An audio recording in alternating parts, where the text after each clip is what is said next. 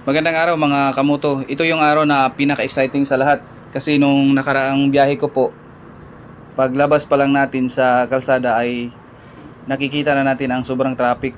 Pero ngayon, paglabas ko natin dito, papasok tayo ngayon sa Pahor at papunta po ito sa may Marina Mall. Dahil meron tayong pasahero na papunta doon sa Gate 4. Di ko akalain po na ganito kaluwag ang daan. Kasi rush hour ngayon mga kamoto, 7 AM ng umaga.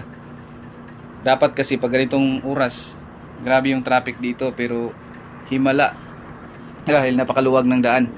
Hindi sasakit yung ulo mo, balikat, baywang sa pagmamaniho dahil hindi kasi singit sa mga maliliit na daan at hindi delikado kasi minsan sumisingit tayo sa mga malalaking sasakyan kapag traffic.